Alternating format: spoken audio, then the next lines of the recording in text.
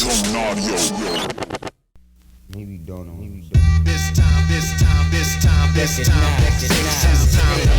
This time to build power. This time to build power. This time to build power.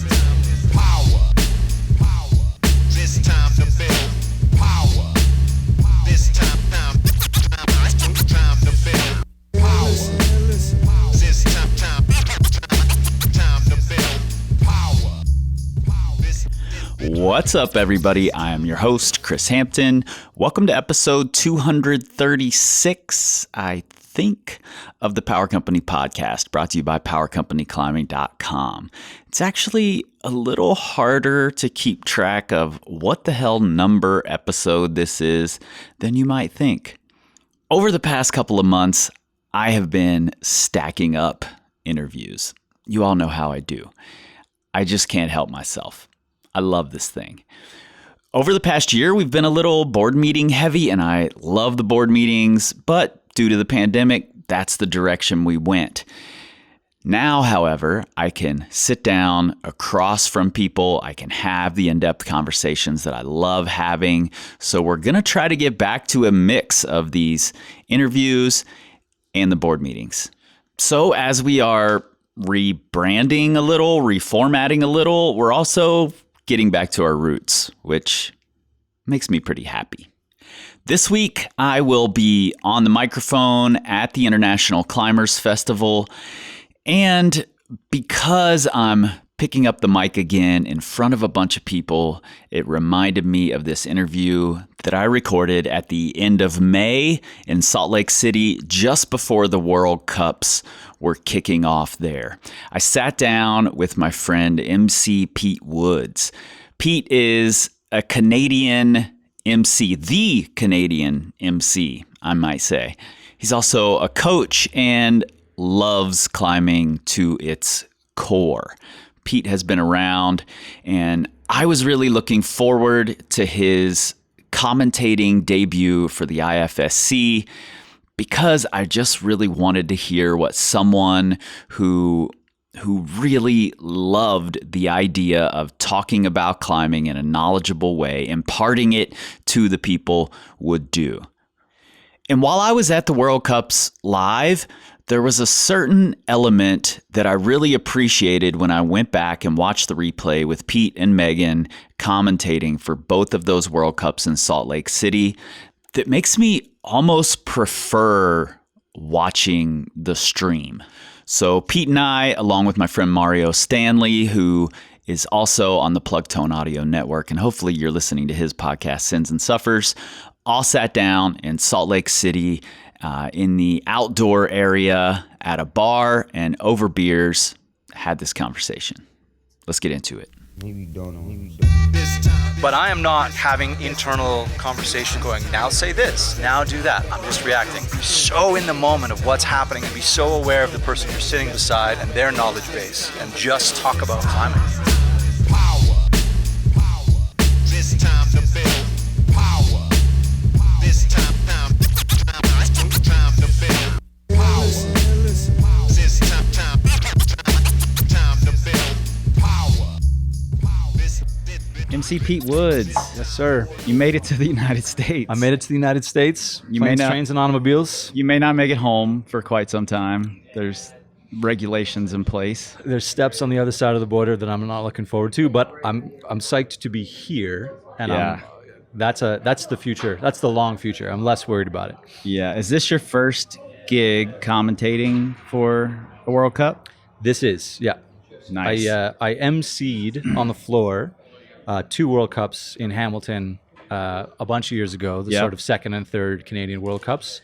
And that was my taste into the production of it all, but it was a long time ago, and this is the first commentary. Yeah. I have emceed on the floor at World Cups. Which do you think, because you haven't done this one yet, we'll have to follow up after to find out, which do you think you're going to like better? Man, it's funny because I had written an article about myself for Grip magazine. Yep, I just read that. A few years ago, and I struggled at the time and was definitely preferred to MC because of the energy and that Right. you become almost integral to the event. Totally. So you can be responsible for the crowd, you can be responsible for the energy, and you feel like you are there with the athletes. You feel like you're feeding off of the crowd, and it's this crazy loop of, it's a high. And absolutely it commentary is like this very slow, measured, it's not slow in your brain, but it's slow, measured, careful, removed. I mean, I did commentary for Canadian Nationals, and we were in a different room. We were like behind a curtain, away from the crowd even. So you're not in the show at all. So there's still part of my personality that likes being in that moment with the athletes on the stage. Yeah. But over the last couple years, the knowledge transfer that comes from doing commentary out to people has a huge draw to me. So Totally. getting people to appreciate more the subtlety of a movement, help them understand where two angles come together. It doesn't translate onto the screen very well, especially a laptop screen. Right. And you're like, doesn't look hard to you, but that's 20 degrees leaning into 10 degrees the wrong way. Right. And that foothold is actually dual textured on the side you want to use it, and that's why people are falling off there. So you get to give people this layer up after layer to say, this is why this is hard. And that connection is pushing me into, if you flip the coin now, I would say commentary. I love that. I hadn't thought about that sort of knowledge transfer, and I like that phrase for it too. That's one of the things I didn't like about emceeing big events, is that I know there are people in the back who can't really tell what's going on, and I can't really tell them what's going on. Like, I can get them psyched, I can try to get them amped up, I can try to get them yelling, but I can't really explain to them what's happening. No, and it's interesting too, because I did the bouldering project comps a couple of years ago. Yep. And the feedback as we went through it, and I worked really closely with Tonde through those, and he was like, let's push the line a little bit. Let's give the crowd in the room more knowledge. So tiptoe along the line of tell the climbers, because they can hear you. Right. So you can't slip up and tell them something. You can't slip up the beta, but you can definitely tell the room more about this boulder's hard. That move is tricky. This is risky. So he's like, give them more than just, it's not about, he's like, we want to go over from hype to knowledge as an MC on the floor. And that was a fun challenge. And I would love to have done a couple in a row. And they had the next year of bouldering projects didn't go as planned, and then now we're in COVID. So hopefully that comes back around, because they're unsanctioned comps, you get to break some rules. And that was one of the rules, was give the crowd more. And that was fun to toe that line. Totally. That's something I tried to do years ago at USA Climbing comps. Actually, it might have been before it was even called USA Climbing. I'm not sure. And some people really enjoyed it, but then some people were very like, I think he's trying to give beta to somebody. To one specific person. You know? They're like, oh, he's trying to help Sean. And you're like, no, he's not. Yeah, exactly. And at the end, I mean, one of my favorite kind of points about that is that most of the time, they're going to do what they're going to do anyway. Absolutely. They already know whether that is a good or a bad hold. Like anything you would tell the crowd, they know. Unless it's like, not the Rose move again that no one saw, right? Or, I can't believe he's going to go inside out. You know, then you may be giving the guy that's in his first finals is like, oh, I didn't know that. Yeah. But everybody else is just nodding and smiling and saying, I'm going to do what I'm going to do no matter what you say. Yeah, more often than not, they're seeing things that you didn't see until, unless you saw another athlete try it. And they've all already figured it out. They've probably talked amongst themselves about it. Yeah. And athletes, the more you talk to competitive climbers in the now no longer new, but new finals format of getting back together and understanding what's going on, the crowd tells them so much. Long pauses, explosions of noise. People understand like, oh, that's that. They stuck that move in the middle and then they topped it because you can hear it and you know the boulder because you previewed the boulder. You know how long it takes to do the move. You know where they are. You know all those things. Like you could, if you close your eyes, you could watch them climb it, listening to the crowd. And if it's dead quiet, they're still on the mat. Like, you know, those things you're gonna know anyway. Totally. How did you get into emceeing comps? It is through becoming an aging competitor. So there's what is it if you either live long enough to be, what's that expression? No idea. You either must be a Canadian stay the hero, or you live expression. long enough to become the villain, right? One of those. So I was born the villain. So you never know the other side of the, you're like, I've always been the villain. Because I started climbing late, because that's what you did in the 90s, right? I didn't start climbing competing really till I was in my 20s. That by the time I was still hanging on, I was definitely too old to keep up with the 17 and 18-year-olds. And it was just a couple too many missed finals.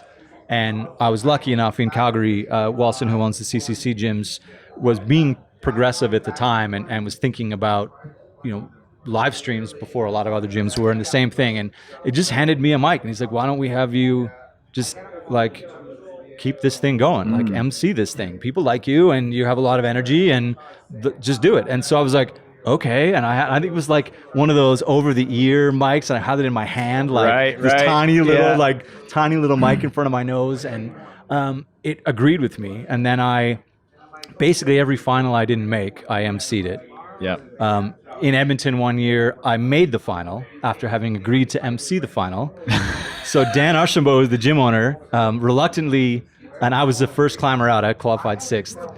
He was the MC until I finished my last boulder. Yeah. And then I came off the last boulder and picked up the mic and MC'd the rest of the final, because it just became what I did. Yeah. And if you wanted somebody, it was me. And it snowballed. You know, it went from, I guess I'll give this a try, to I think I'm good at it and I really enjoy it. Yeah. And then in the same parallel was, hey, we're going to try this live stream thing. And the first live stream was at the CCC on top of a dusty boulder with a flask of scotch and a headset, talking to myself for 2.5 hours. And there was like 27 people watching, you know? So, but that also planted a seed. It was like, hey, this is fun. You should do this every time you get a chance.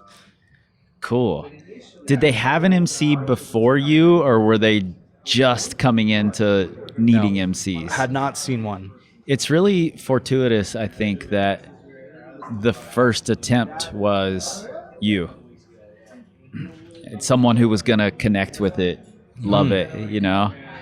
Because I've seen so many comps that are MC'd poorly, and it's terrible. Agreed. As have I. Know? And I made that kind of, I was like, oh man, I've been to a few or seen a few along the way. I'm like, oh, this hurts a bit. Like, and I try really hard. I waffle back and forth between imposter syndrome and having a lot of confidence. I think I'm that's really good at this. I think that's a good place to be, actually. I've always thought that imposter syndrome is just this place where you're still hungry and learning. And the minute you no longer have that feeling that you might be an imposter, you think you've got it figured out, and you're probably being left behind. Which is, you're probably spot on. And because it keeps you pretty humble, you're like, man, are people just being nice to me, or am I really good at this? Then you come off days and you're like, and I rewatch most of the broadcasts I do, I'm like, I think I'm good at this. Like, I really do. And you kind of get this reinforcement that comes from more people asking you to come and do. And then you're like, okay, somebody wouldn't ask me to fly across the country or to come down to the States or go to Japan if they didn't see something that they agreed with. And he's like, okay, I'm going to use that as my fuel to say, okay, I'm good at this, you know, and I'm going to, because you need to be confident. Otherwise you just crumble. Like, you can't not be confident. Right. So it's a tiptoe to do, for sure. Do you have any things you use to flip into a different persona when you're doing it, or is it just you all the time? That's an interesting question. My mother would tell you that I've just always talked too much. Yeah. I like a good story, so I like telling long stories. I like a good joke. Like I like to tell a long joke. So I like kind of taking people on a bit of a journey. So when I'm doing broadcasts, I'm basically me. I'm not putting on, I think if I had to put on a persona, if I had to be, ladies and gentlemen, here we are, it wouldn't work. Right. Sure. So when you get authentic me. I have to be pretty cautious not to swear because I swear a lot in my regular life. Right. So I've never sworn on a broadcast before. I've definitely sworn on a mic before, but I've never sworn on a broadcast. But you get me. And then the MC is just me dialed up as high as you can get. And I don't drink Red Bull. I'll have some scotch for sure, just because I like it. Yep. But I don't need to get tipsy to be, in control or out, over the line. Yep. I just sit down in the corner and say, you got to go and make these people part of this show. And then it's going to sound so cheesy, and maybe you'll edit it out, maybe you won't. It feels sometimes like an out-of-body experience. Sure. I could tell you the start of a comp, and I could tell you the end, and weeks later, days later, or watching it back, I'd be like, I remember that. Yep. But I am not like having internal conversations with myself going, now say this, now Right. go over You're here, just reacting. now do that. I'm just reacting. And in broadcasting is just be so in the moment of what's happening in front of you and be so aware of the person you're sitting beside and their knowledge base that just talk about climate. And it just becomes, every now and then you look back and you go, I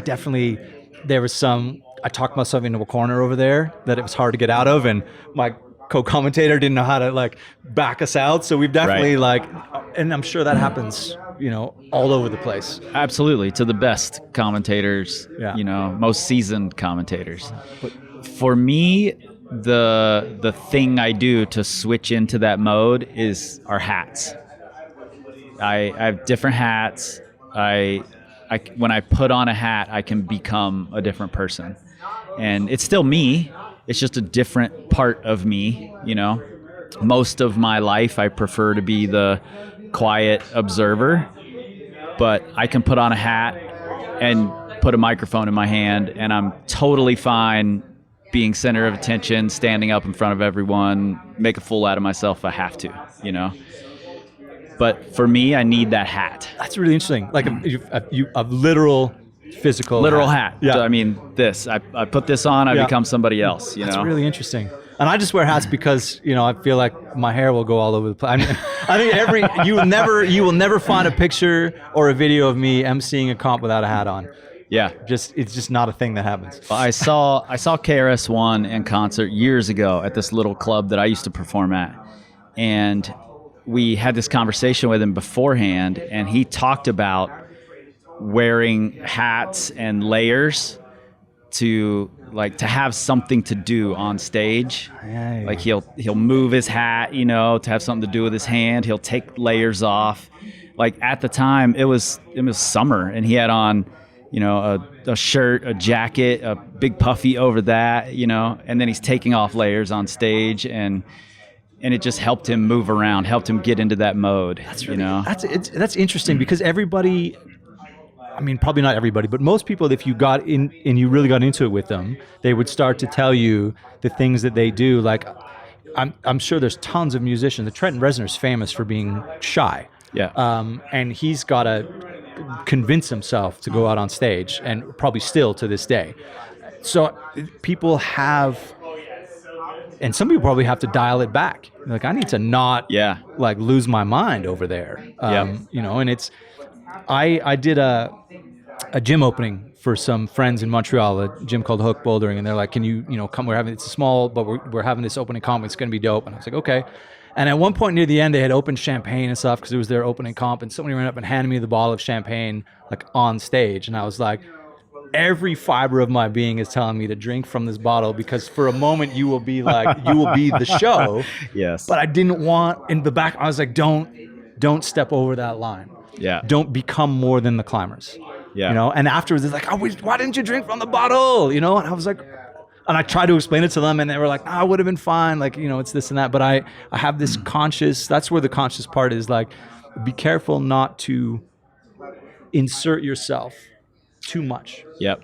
Step out of the way when you know that, be in front when it's time to be in front, be out of the way when it's time to be out of the way, and be in front with the climber when that's the right time too. And it's an instinct, Yep. you know? There's times where you just need to be like, step back and you just sort of like, are you seeing what I'm seeing over here? Yeah. And there's times when you want to be right underneath and be like, you need to be seeing what I'm seeing right now. Yep. And it's instinct. Yeah, I love it. I'm glad you said that too, like the stepping back and not being in the way. I've seen a few MCs who get a little, they want to be the show, you know, and they will make themselves front and center, which takes away from the event, you know, takes away from what we're all there to see. I very often, while I'm MCing at big comps, I'll be crouched down in front of the mats, you know, like where no one can see me and they just hear me until something's happening that I need to direct them to, you know. Yeah, and then you pop up into the spotlight or out of the corners. Yeah, absolutely. Yep.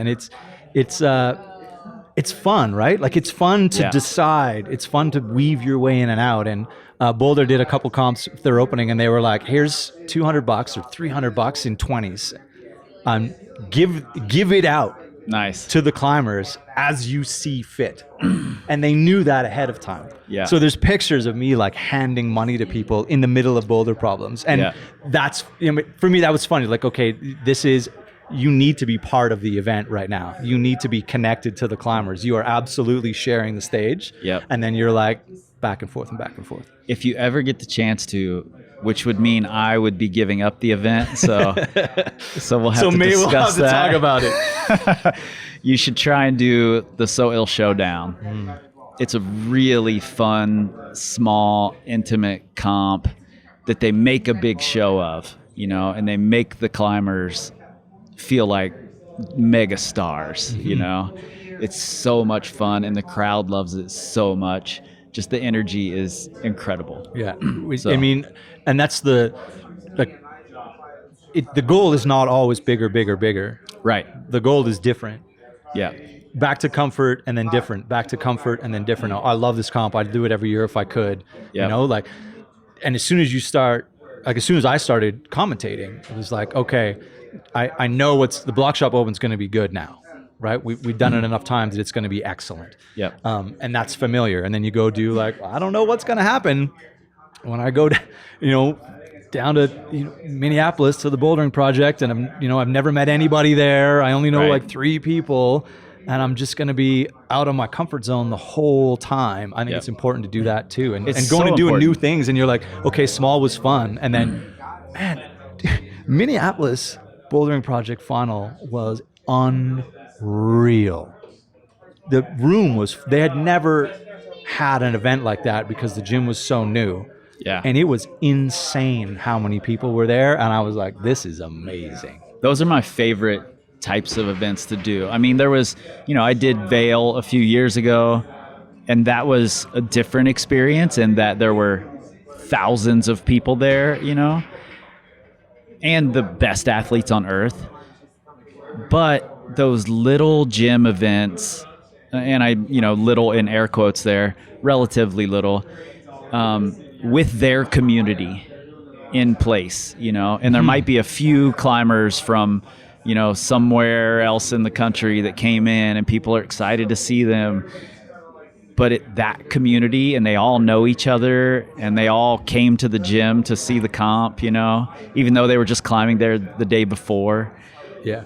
Those are the best for me. Yeah, I agree. And because you get sometimes the staff, right, at those are excited. There's someone who's supposed to be manning the desk, and you look over and they're like, if someone comes in this gym right now, they could steal everything from the front room that people have come over to watch. But people get, like, I think we forget, and I've been around climbing for a long time. You've been around climbing for a long time. And whether this is still true or not, but I used to feel that climbing was really bad to its heroes. And I always compared it to skateboarding, where when I was, interested in being a skateboarder, I couldn't wait to go get something signed. I had posters on my wall. Yeah. And we came through climbing, and people were like, "Oh, you think Chris Jarman's so great? Why don't you love him?" Like, we were negative about people being psyched about their heroes. And I feel like it's tipping. And you go to these events and you watch people lose their minds over watching, their peers and then people they've come to see climb. Yep.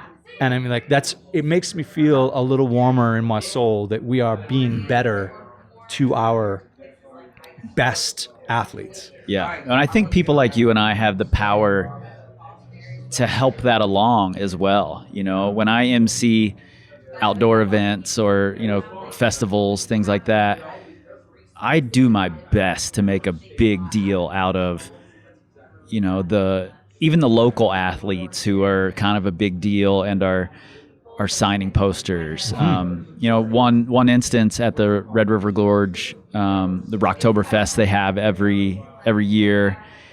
Drew Mack was there and was signing posters with John Cardwell, and I made this big deal out of Drew's line is longer than John's, you know, and made it this big competition throughout the night.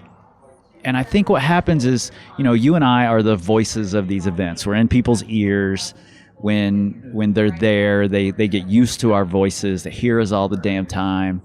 And if we're telling them, this person is signing posters, you need to go talk to them. This person is amazing. You know, watch what this person does. I think that helps it along, you know, whereas it used to just be we would see them in the magazines or in the occasional film that came out, you know, and there wasn't that much personal contact. And in skating, it seemed like there was, you know. And even for a sport where there's still like so much, you know, grassroots where you can get, you know, climbers will just show up to comps because they're nearby and they're like, oh my God, wait a minute, who's here? Yeah. You know, and so even in then, but it's not so common, but it pops up every now and then where the lines get really blurred. The PCA comps are really good for that. Totally. Because anybody the number of people that tried to qualify their way in and then stuck around, but in the parking lot, you know, in between those things, you'd see like all of those best climbers of the day were just hanging out, and you could just go over and start a conversation with any one of those guys and girls and just be like, hey, I watched you climb earlier, and they weren't like shunning you. And that's the sort of the humor to me, is like they're so nice and they're all so welcoming, and people are we're either too cool or too shy, and however you want to slice that. And if you fell on either side of those, you're like, I'm going to go talk to Chris Sharma right now. Yeah. And he would say hi to you. There's also a weird ego built into climbing that, you know, sure, there are egos in sports like skating, but I think skating, like, you either land a trick or you don't, you know, there's not a lot of gray area there. You don't get points for, you get some points, but for trying really hard. Yeah, you get almost all the way there. Yeah.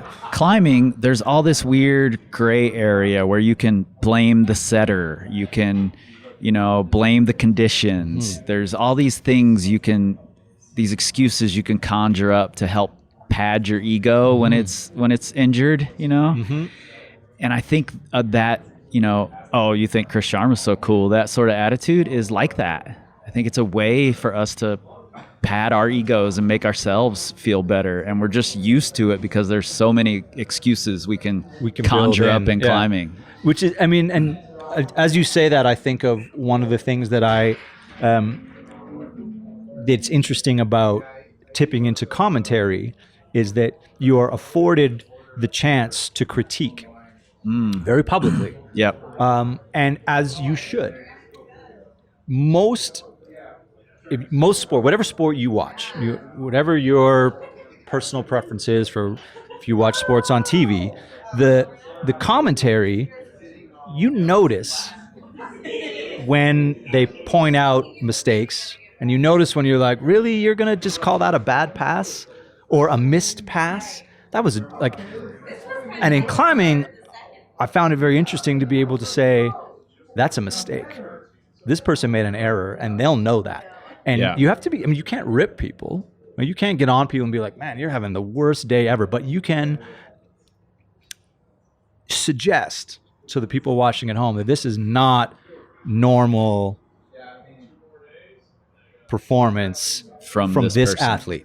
I mean, like, you sort of say, the first probably couple of broadcasts, I would tell people, I assure you, if you went back and asked Sean, he would tell you he was disappointed that he didn't do that boulder. And then you slowly grow, as I got more confidence in thinking that people would recognize that I was enough of an authority that I could speak my mind and not have to just endlessly qualify it. Yep. And just say, I'm going to tell you what I see because I've been around this for so long and I've competed for so long, and I'm going to tell you absolutely that I know that that's a move that person should have done and they'll be disappointed in it. And that's you could tell if someone's having an off day. And I think that you would rather know. I would rather, if I was watching a broadcast about myself and having an awful day, I would rather that the person doing the commentary was telling people that I was having a bad day instead of them being like, that's as good as I've ever seen them try. I'm like, people are going to think I'm terrible if they think this is my best. Right. So the honesty line, and it's very interesting to tiptoe because honesty is important, but you can't spiral down into nitpicking or kind of piling on somebody. You just have to measure it in there with, and this is, you're just watching somebody who's really capable but not doing it correctly. And I lean back to British football commentators who are ruthless. Very ruthless. And that's what I grew up watching. Entertaining. In the most entertaining way. So I try not to go, that's my goalpost at one end. Do you ever wish you had a British accent while you're commentating? I mean, my dad's English and my mom's Scottish, so I could do it. You've got a little bit going already. So. Yeah, it's been, I've joked about it before. It's like, I'll do a whole broadcast and just like, how long can you hold a Scottish accent for? I'm like, probably a couple hours. There'll be some mistakes, but you would be like, who is the new guy? Well, you know, to be able to give that level of honesty about an athlete, you have to know a lot about the athletes. How much homework do you do coming into this event, which I assume is, you know, one of the bigger events you've done? It's such an interesting question. Quite a lot, but not so much to get tied into only looking back. I try not to steer my commentary into every point has a historical point. I'm a bad historian, for one. Same. I don't have a great memory, and I'm not the guy that'll tell you at the drop of a hat, you know, who put up the 9th 14C in Austria. Right. But I know people who are like that. Right. They're kind of, they're history nerds about whether it's outdoor, whether it's competition, whatever it is. And there's a lot of value in that. There's tons of value in it. And I love those people. They're great. I'm like, text me that. Well, if you hear somebody talking about something and you think that I'm being vague and you have an answer, text it to me and I'll say it. So I'm not a great historian, but I will go and look at that athlete's most recent sort of best performances. And I'll go back and watch previous comps, and you kind of get a feel for who's good at, when then you end up with climbers who are good at everything. So it's like, like, I mean, what are you going to do? Like, Yanya's Yanya. Exactly. As soon as you said good at everything, that was the first name that popped into my head. But there's climbers who are, you know, bad at slab, and there's climbers who are bad at compression, sort of in general. But you have to wait for them to make them relative to the field. And you have to wait for them to make the mistake. And then remember in the moment and have the time and the opportunity in the flow of that conversation to be able to say, hey, that's a mistake, you know, from Mika Mawem on a compression boulder that he's normally very good at. But it doesn't always come up. So I try not to beat myself up over, have a tie back to every athlete on every situation. I just try and get as much as I can from watching them, especially in the qualifier. Yeah. And then I'm more focused on what's happening right now. And if there's a way to talk about someone's strengths and weaknesses, I'll try and get there. But I find more value in talking about now, the last attempt, and the next attempt. So my historical line is, 4 minutes long. When you're watching an event, a World Cup, Canadian Nationals, whatever it is that you're watching, how do you watch it? Do you sit down in front of the TV and put it up on the screen and watch? Or I'll very often be cooking dinner while a comp is on and just have it kind of on in the background, glancing at it. What's your preferred way to watch? I watch it in after. I'm a rewind watcher. So I'll watch it a day later, a week later, and then, because that allows me to skip So I'll skip along to things that, like, I'll skip a boulder I don't think is interesting. Yeah. And because I watch with this critical. I've coached for such a long time as well, and I think that's a layer of commentary is understanding movement and understanding and breaking down. Totally. Seeing what needs to be done and why someone's not doing it, right? And putting all those little pieces together. So I'll watch with the idea of, that needed to be this, or that needed to be, better upper body control, or that needed to be a different angle, or this person's not doing that. And my focus and attention span for watching comps is a lot shorter than when I'm involved in them. Does that change how you commentate? It's a good question. I think Because it probably it's the does. same for me. But partly because I like being the MC on the floor. I don't think I would be good at being the commentator because I don't have enough to talk about the athletes, I think I could get through a round. And then you'd be like, I gotta go back to my notes. I've said all the things I could say. Which is funny. Somebody because- call Pete. Help a brother out. And it's interesting that you say that, because I'll go into every single comp with either a spreadsheet open or like 10 browser tabs or a pile of sheets that we gave athletes to write out in ISO. Yeah. And I'll dip into it 3 or 4 times Yeah. in 2.5 hours. Yeah. There isn't enough time. You think, even now after 6 years of doing commentary, you think every time there's enough time Right. to sort of weave this beautiful backstory about how this climber grew up in the foothills in Austria, and their parents were multi-pitching when they were 3, and that's what led them into all these things. And you don't. It happens so quickly that if you are not taking the viewer along on what's in front of them, you've lost them. So in the moment is, because there's a lot going on. I feel that sports like football, like American football, there's a lot of time for statistics and a lot of time for someone else to be doing a lot of homework and being Right. hey, John, did you know that this has only happened 27 times on Thursday nights in April? Mm-hmm. Because you need to fill space. Climbing, you don't need to fill space. And I was having this discussion with Meagan Martin, who is going to do the color commentary for these events. And we had a chat. We've had a couple of conversations sort of leading up and trying, get to know each other a little bit. And there is absolute value in not saying anything. Absolutely. Let the people watch the climbing, especially if it's the 3rd attempt. There's only, you've run out of things to say about the start of the boulder. You've run out of things to say about how you stick the bonus. And it's like, now I'm going to watch it with you. When we are now in the same seat, you at home and me here, we are spectators, and I'll get back to you when something interesting happens. But you can't do that every time. So it's an endless, combination of juggling and balancing and sort of slipping and falling along the ice without quite falling down. Is that something that came natural to you, understanding those quiet moments?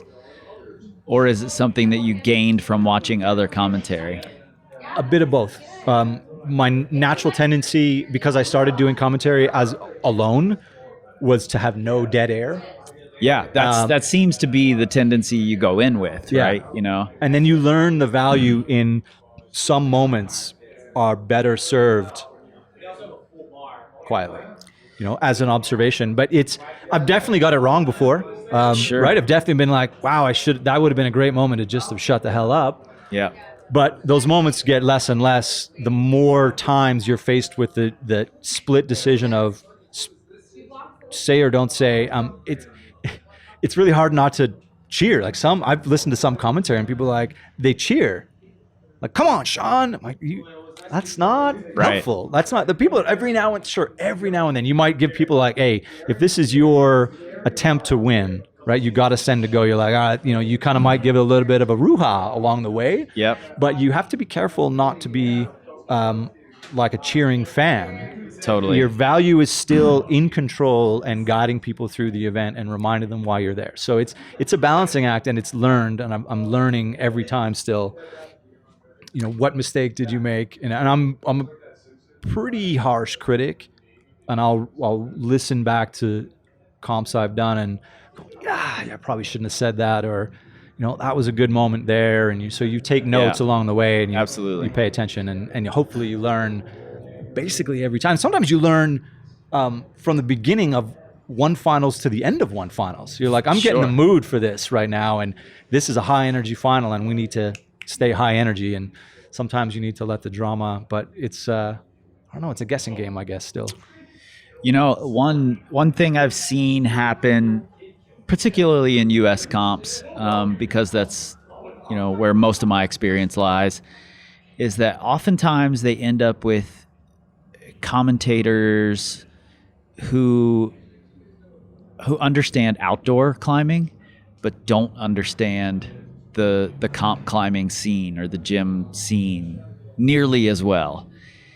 And what I think is the issue with that, the main issue with that, is that they can't quite anticipate as well when something spectacular might happen.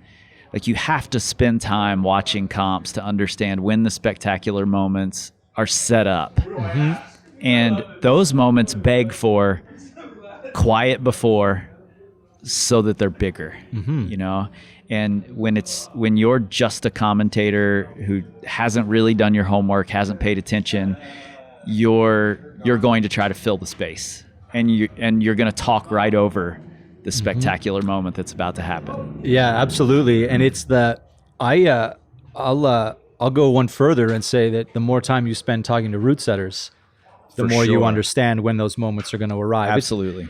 Everybody, we're all really, really good at looking at a boulder and going, this is what I would do. And then you layer that up to, I'm going to look at a local finals and be like, this is what I think I would do. And then you go to a national finals and you're like, I'm pretty sure that goes. And then you go to a World Cup and you go, I have no idea what's going to happen here. I need to go talk to someone that either put it together or foreran it.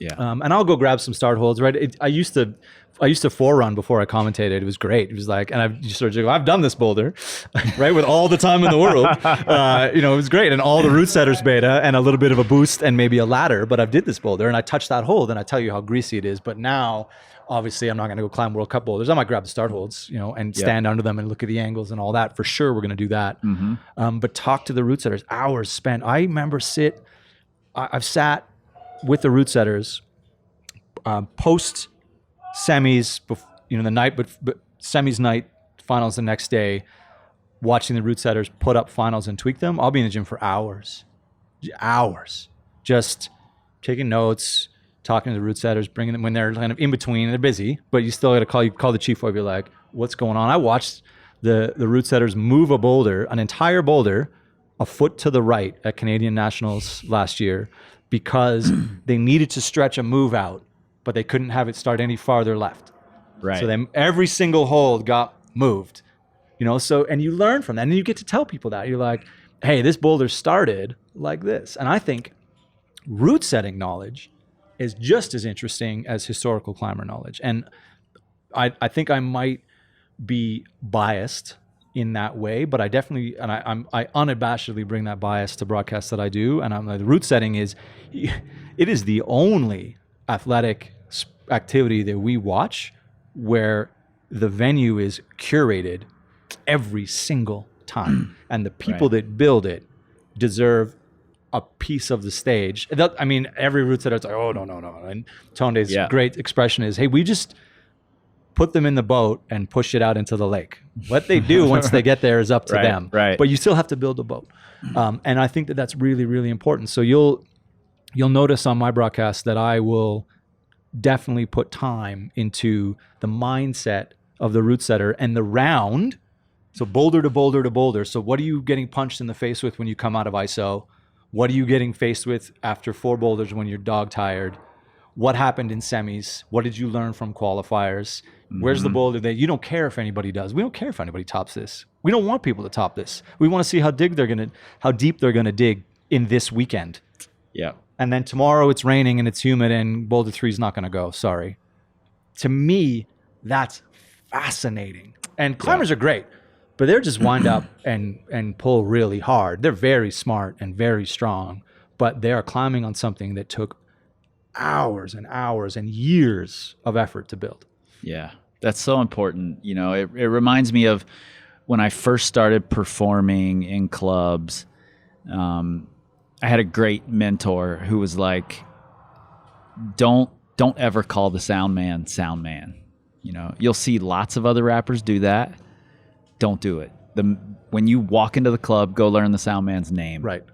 You know, talk to him by name, and he will do you right. He might fuck up somebody else's sound, you know, but he will do you right. And that's what that reminds me of, because the root setters are creating the product that makes the whole damn thing work, you know?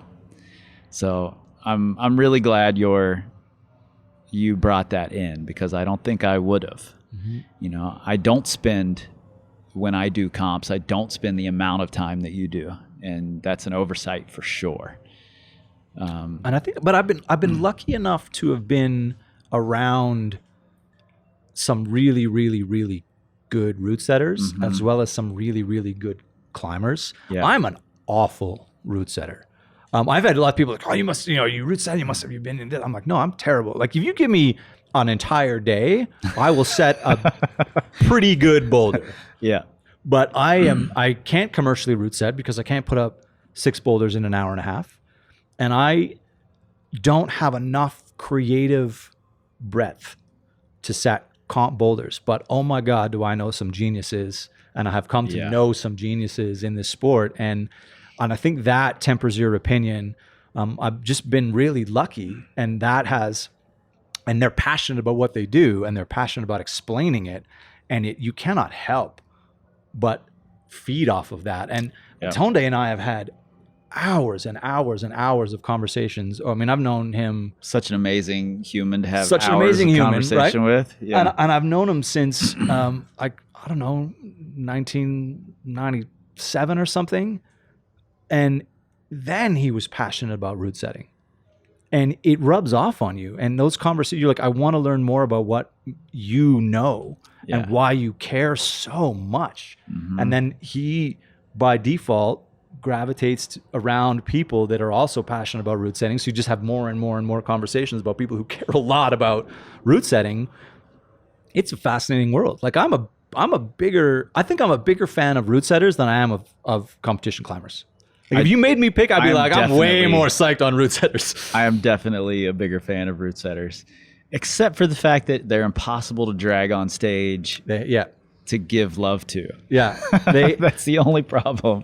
And it's because they feel that the job is not to be the spotlight. Their work is up there. And I agree with you. I try and get them up, and you might get them to wave a bit, and you might drag one out to do a quick interview before a broadcast or something like that, or be like, hey, do you want to come? And they're like, I don't want to be, you can interview me first and use the like, there's lots of humorous little things about it. Yeah. For the most part, they just grind and work really hard and set some really cool things, but they don't want to be like up there waving and be like, those are my boulders. Yeah, which, totally. I mean, I don't know why.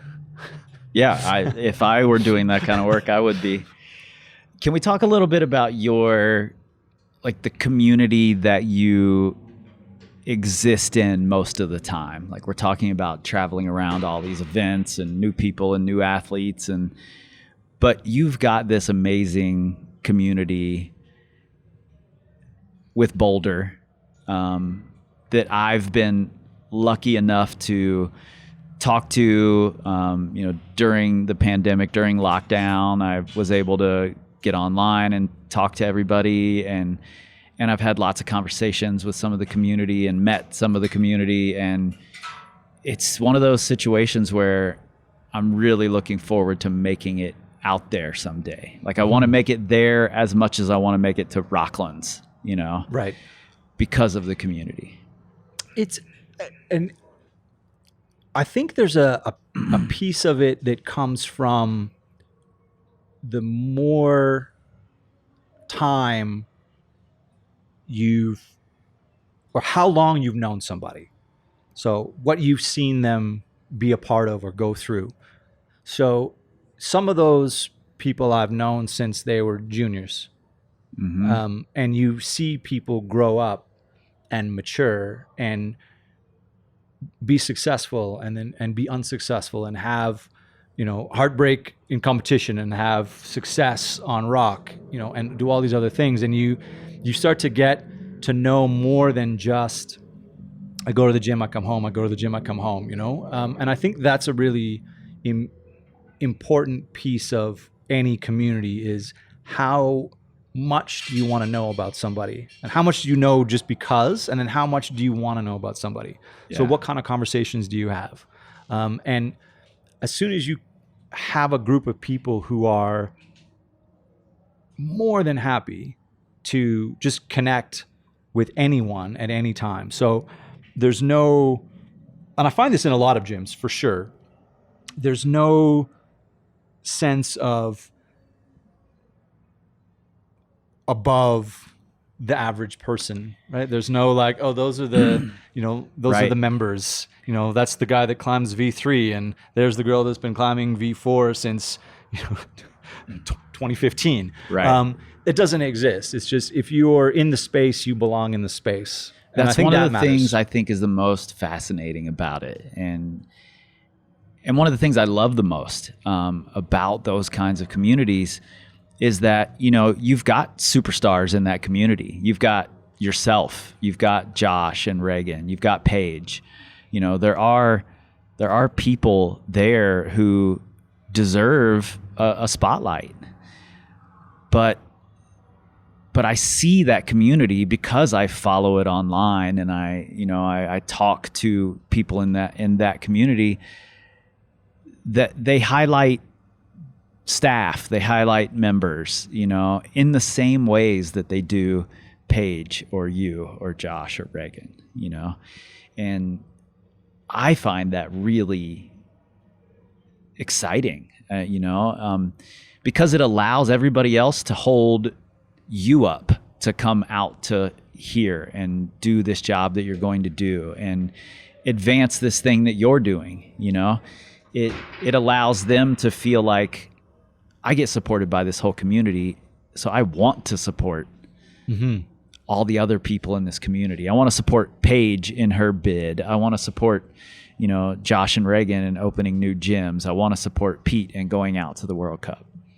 Yeah, and I definitely appreciate that perspective, is that you have to remember that it takes all of those pieces to create that. Mm-hmm. You have to have that flow both ways. People who are like, yeah, man, I get it, and I've had, it's hilarious. I've had people say, people kind of recognize you, and you're like, you can't be too cool for school. Because it's not that cool yet, right? Like, it's just not that cool. You can't. Have you met you, Pete? You're pretty cool. You can't brush that off. And you may or may not know this, but I teach an advanced bouldering clinic at Boulder, and I have always been sometimes a little bit tongue in cheek, but I'm a overly reality harsh coach. Yeah, especially we've talked a little bit about this. Yeah, and you and I agree in the hard truths approach to, you didn't do that boulder because you didn't try hard enough, and you definitely didn't care or put your feet where you said you were going to. Yeah. So I do that more now with adults than I did when I coached juniors, because juniors, you got to be a little bit more sensitive with 16-year-olds. You don't want to send people home crying all the time. Right. So coaching adults allows you to have this a little bit more of a sort of leeway. And they asked me to write my own blurb for my clinic. And I wrote one that was like, Peter Woods has been coaching since 2001. And it was very much like kind of a resume of things that I've done. Right. And then I wrote one, I was like, screw it. It's like, Pete will tell you why you suck and might tell you how to get better. Like, that's the tone of what it was for like a paragraph. And that's the one they printed. Yeah. That's the one they put on the website. That's the one they put on the posters. And when I teach my clinic and people come on first day, I'm like, I just want to make sure that everybody read the description of this clinic. And people are like, this is why I signed up. Yeah. Because I've seen you yelling at people in the gym and I've seen them improve. And you have to remember that you are visible all the time. Mm-hmm. You step over at some point being invisible in the gym, and you can't come in and kick boulders and curse and swear and be rude to people and leave again, because people will go, oh, that's not who I thought that was. Right. And you've tarnished your image, which now, like it or not, I have to be aware that I have a job in which I need the majority of people to at least want to listen to me. They don't have to like me, but they have to not think I'm an idiot and not think I'm an asshole. So I've even backed off some of the posts that I would reply to or things that I would argue with people about, because I now have a responsibility that's growing this weekend. In my opinion, cannot be a commentator for the IFSC and chirp people out on social media. Right. So I now have to be a little bit more careful. And my wife, Susan, will, she's like, are you going to post a few more climbing related photos on your Instagram? Because it's like cats and food. She's like, the last picture on your Instagram is you having a chicken burger. And the one before that is a glass of wine. And the one before that is the cat sleeping. Yeah. So are you going to like... I appreciate that about you, though. So people like, and Sue's like, people are going to be like, oh, I heard this, the new commentator for the IFSC, and I went to his Instagram, MCP Woods, and there's no climbing content. Like, this dude like skis a lot and drinks too much whiskey and likes his cats. So I have to be a bit more, and I tiptoe back to the same conversation about being confident and having an ego, and tiptoe in that line and be like, I still don't want to be so careful that I feel that I've curated the cool commentator persona, because I'm still just, right? People tell these hilarious, I mean, you think of all the Hollywood stars. I'm just a kid from the Hollywood Hills. Like, I don't know how I got to be a rock star. Like, I'm just a kid that grew up without climbing in my life and found it late, and immediately I competed. The first year I climbed, I competed. And I came in dead last. Mm-hmm. And I was hooked, though. So I have been around competition for so long that I sometimes forget that other people are brand new to it. And they're like, they think it's really cool. They're like, it's really cool that you're the commentator. Complete strangers. Yeah. The front desk guy at the hotel was like, what? I was like, if you watch it online, you'll hear my voice. And he was like, amazing, and wrote it down. I'm like, this is kind of new to me. That people they think it's important and they think it's cool. And the new people in the gym, the people who are just learning about comps and, tuning into the comp to see what it's all about, you're now, you're not just a kid who's climbing anymore. Well, first off, you're not just a kid anymore. Definitely not a kid anymore. But you're a representative of the whole sport of competition climbing, and I think it's smart to take that as a real thing. And, it doesn't mean you have to censor yourself. It just means you have to be a little more careful and think before your thumbs go crazy. A little bit more balance. And I will, up until about 2 years ago, I would unabashedly rip speed climbing. Yeah. And I have, like, if you were to go back, if anybody was so inclined and were to go to sort of find the timeline and be like, that dude hates speed climbing. That dude is lukewarm about speed climbing. That dude is promoting speed climbing. So I have the same trajectory with speed climbing. Right? Yeah. And I've realized that I cannot downplay speed climbing. Yeah. Because it's been part of international competition for a very long time. Yeah. And it's about to become front and center Olympic event. So it's a lot of fucking fun to watch. It's a lot of fun to watch. And I have come around having critically watched it. Yeah. Right? The Tomoa skip, like watching Reza just destroy all of the original beta, talking to Jackie about the way the route was put together. I have become a fan of the subtlety of the speed climb. The same way if you watch sprinting or short track speed skating or criterion bicycle racing, where it just seems like all you have to do is go really fast and try not to make a mistake.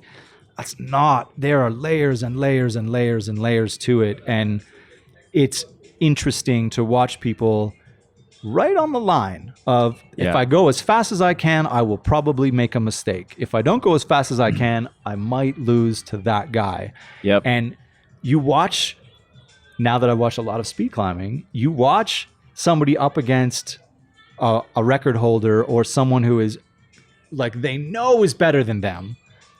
The nervousness is way more apparent than one finalist 4 minutes after another, who basically just has to flex on the same boulder. And the speed climber has to look over and go, that dude is so much better than my best time. I need to put up my best time minus 0.3, and he's got to have a bad day. Yeah.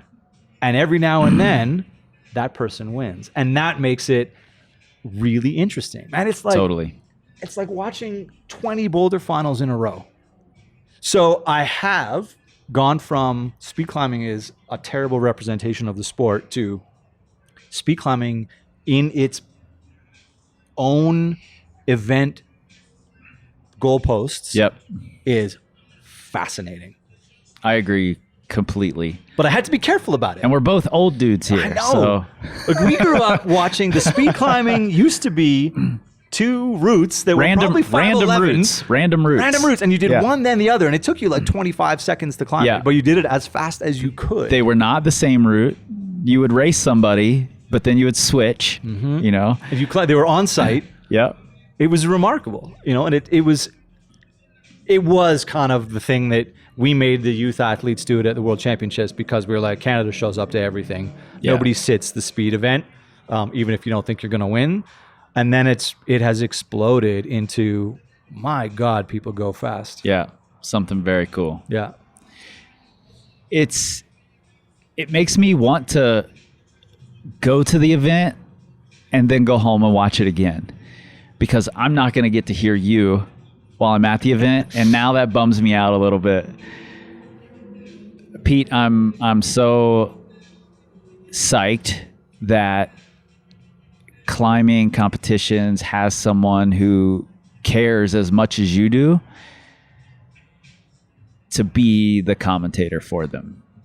I hope you keep doing it, frankly, because for me, you know, not to put any pressure on you, but every great sporting moment in history has a commentator who's making it special, you know, helping make it special, pointing out what's special in their special way. You know, you can't see any footage of any great sport moment without the commentator. And I'm here for it. I'm here to listen. So thank you. I appreciate you saying that, and I appreciate that your recognition of the work that I'm trying to put in, and it's no longer a hobby. You know, this opportunity with the IFSC has tipped it over from, you know, the Canadian commentator to World Cup level commentary, and it's become something for me to really work hard at and really bring that level of interest to people, you know, to try and split that line between people who've been watching climbing for years, and you can't talk down to them too much, but you cannot ignore the people that are tuning in for the first or second or third time and need you to remind them what the bonus hold is. Right. And need you to re-explain the format and really break down why a climber can be good at slab and not good at overhanging compression. So that's where the work is coming in, and the passion is there in order to do that, so that the next generation of people listening might watch one comp and say, man, I really learned more than I thought I was going to. And the education and the knowledge transfer to me is so important, and that's what I'm working at. And it And it's funny that you say that, the moments have this audio line because you don't hear sports at the field level. Right. It would just be sort of smashing and grunting anyway. And as you said that, I thought of moments. I thought of, I thought of the Raptors, winning in Game 7. Everyone you can think of, right, is going to have a voice behind it. And I've had a couple of opportunities where people have sort of cut together highlight reels of competitions, and you're like, I hear my voice over the moment of someone topping a boulder, and you kind of go, and I got that one right. Yeah. There's a moment at the Block Shop Open of Alex Puccio on the last boulder doing a campus kind of half undercling rose move. I know exactly what footage you're talking about. And just by chance, Phil and I got it right. It was like, oh no, she didn't. Oh, I think she did.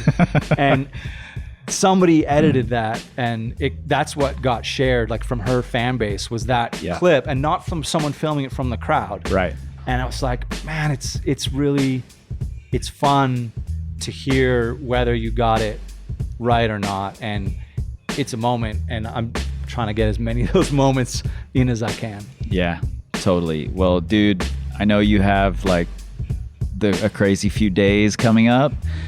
I appreciate you taking the time to sit down and chat. It means a lot. I've wanted to do this for a long time, so thank you. And I'm happy to do it, and thank you for the opportunity, man. I think you've got such an interesting take on climbing and the way that you approach training and the way that you're bringing it out to people. And I think that it's interesting. Already, you're not just telling the same stories over and over again. Right. So, I'm psyched to do it and was happy to do it. And, let's just keep it rolling. Yeah, I appreciate that. All right.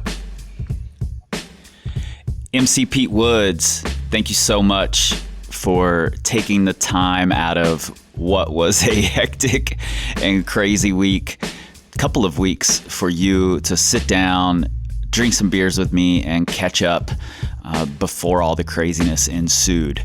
I hope to hear your voice on many, many more of these IFSC broadcasts, and I hope to get to drink a couple more beers with you again soon.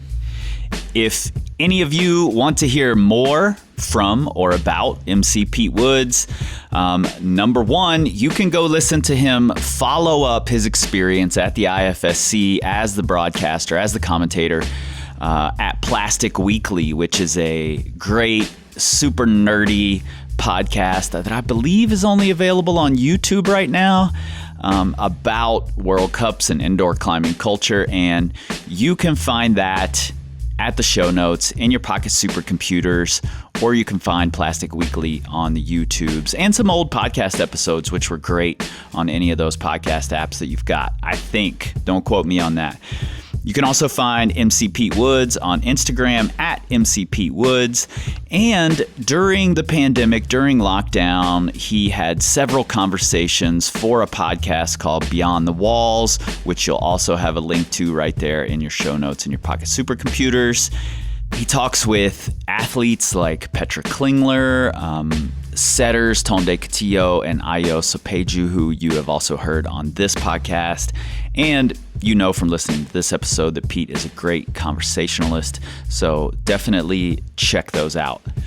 Also, if you're listening to this podcast, you will love the other podcasts on the Plugtone Audio Network, Sins and Suffers with Mario Stanley, and the American Climbing Project, hosted by Devin Dabney. You can find those at links right there in your show notes as well. If you're coming to Lander for the International Climbers Festival this weekend, come and see us. We'll be at the trade fair. Lana will be in the booth. I will be on the mic.